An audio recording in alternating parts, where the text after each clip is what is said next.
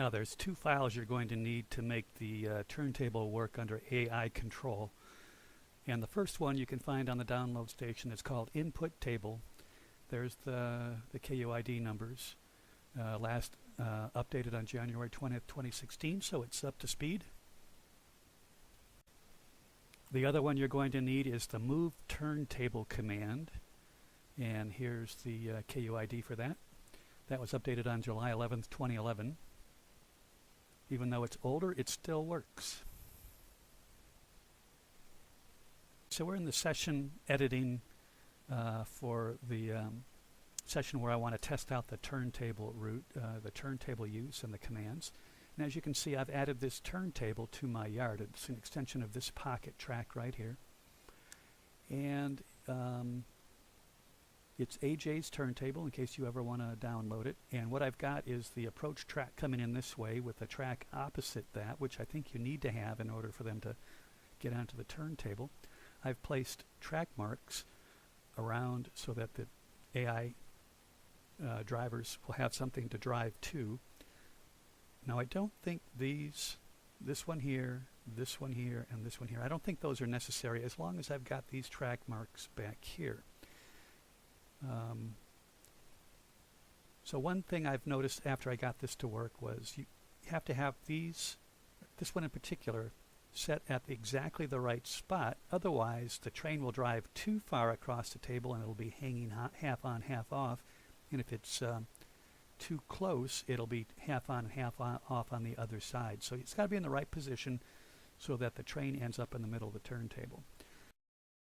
The other thing I noticed was these track marks out here on the invisible track, they have to be a certain distance away from the track that is visible, because as I noted before, when the trains come across and are navigating to those points, they stay about 2 of these yellow boxes away from that spot. They don't go all the way out to it. So you have to put some invisible track on. That gives you a little bit more room to put the track mark on so that when the AI trains are navigating to it, they'll stop somewhere over here. When I first did this, I had these track marks all the way out to the end, and what was happening was the AI drivers were trying to get to those points, but they ran out of real track before they could get to that mark, and they would never officially reach that mark. So if you had some commands for the AI train after driving to that point, they would never proceed because they couldn't get to it. They won't drive on the AI trains will not drive on invisible track. So they were seeing the end of the track, stopping because of the end of the track before they could actually get to the track mark.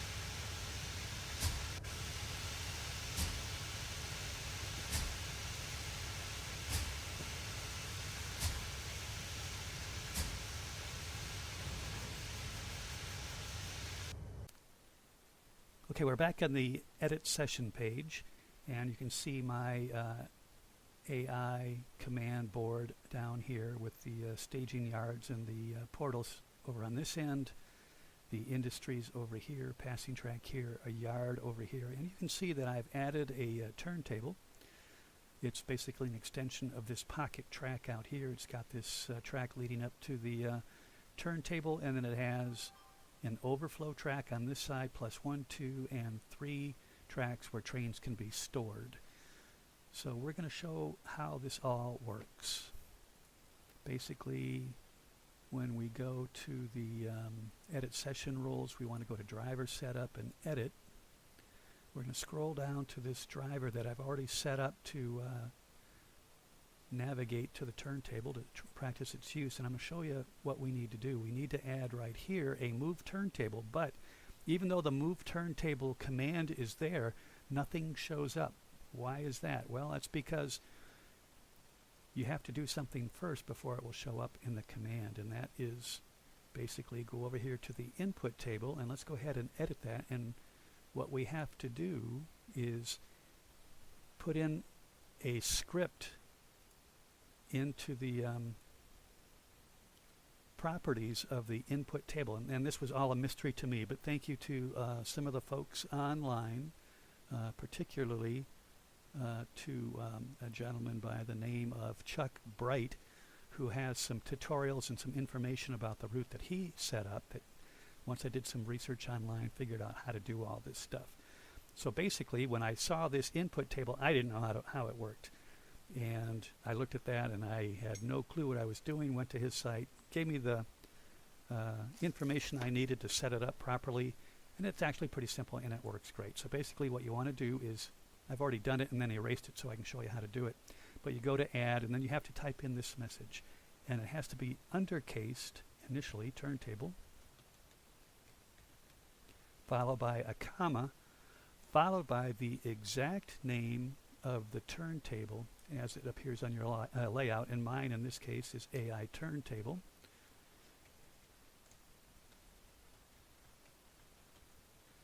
Followed by another comma and the number of slots that are available on that turntable. There's 24 slots available. So once you do that, you save it. That now shows up over here. Click on that to save it, click on that to save it, and now when you go to edit the driver setup, we'll go back to that same driver who's going to drive the locomotive to the turntable to put it through its test. When we go to move turntable, now lo and behold, here it is. It now shows up, and we want it to drive to stop number 0. It will then actually want it to go to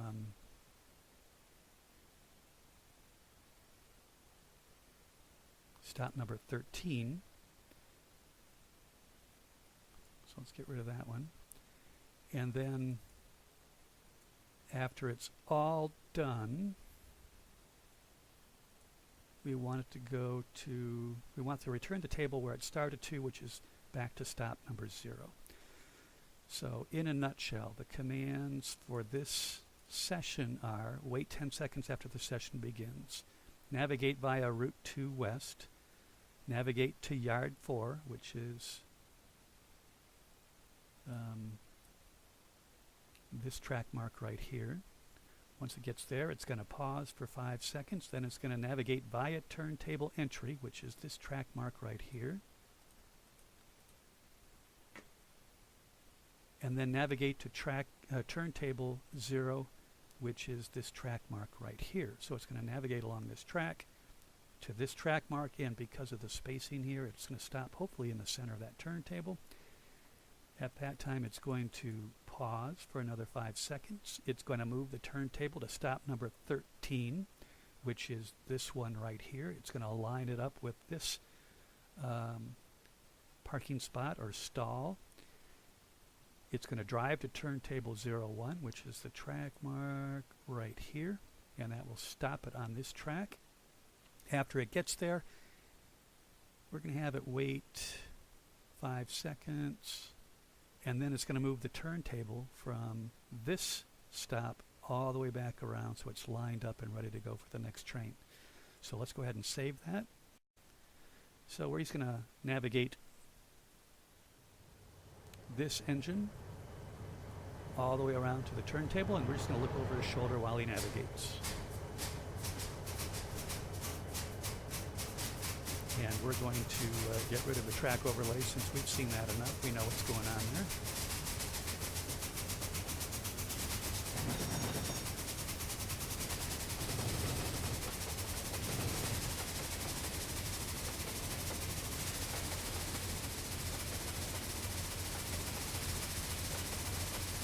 Well, the other thing you can see that I've changed from the modern signals to semaphore signals, which again is what I'm using on my layout, which is a layout from the 1800s, turn of the century. so they're using semaphores. They wouldn't probably have the electric ones like these are, but they're the closest ones I can find for my use. I want to say these electric ones started to come into play around 1870, 1880, something like that. These are probably even more modern than that. They seem to work really, really well.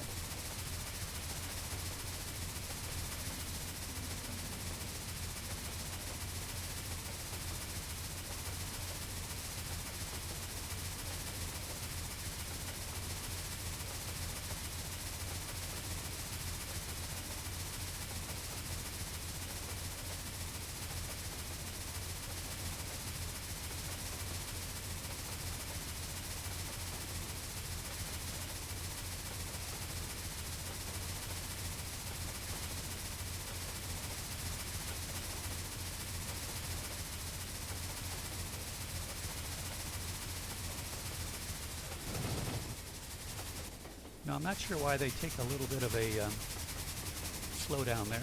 Again, if you guys have any ideas of why that happens, because he immediately gets back up to speed, please leave a message. Let me know what I'm doing wrong or what's going on there.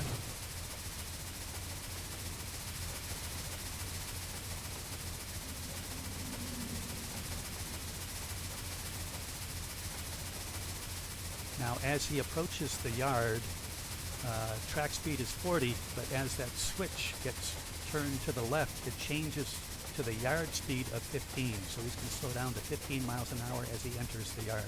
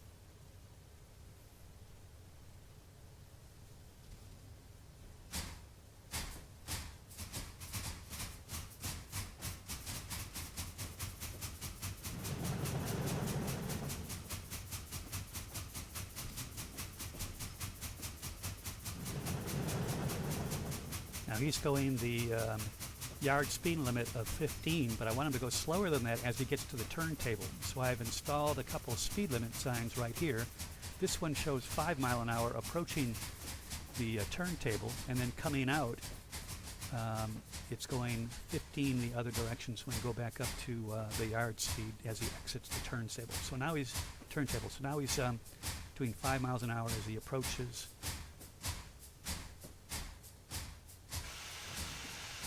the turntable. Hopefully he'll stop right in the center.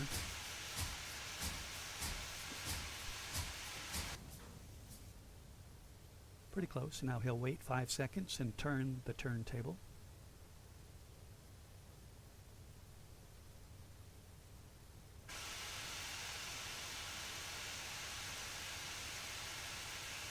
And the turntable is turning in the shortest distance to get to spot number 13. And once he lines up with that, he can drive off and park it. And then the last thing to do, once he gets into his parking spot, is to realign the turntable so it's ready for the next train to come along.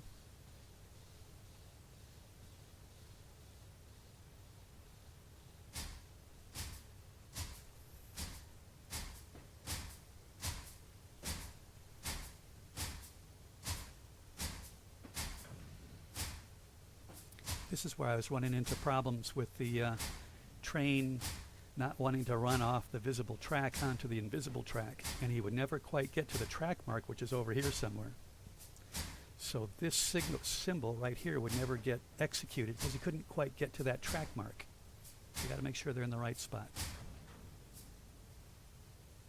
But now they are in the right spot. They'll wait a few seconds and then the turntable will go back to its neutral position. And that's exactly what I wanted it to do. So that's how you set up the turntable for AI control. The two commands that you need are move turntable and what was the other one?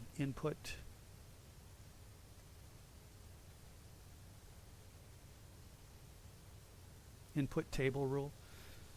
So download those, install them as a driver command and as a session rule, and you can do exactly what we did here. So it works perfectly. This is exactly what I wanted to do on my layout, and hope this was informative and showed you how to set it up, and we'll talk to you later.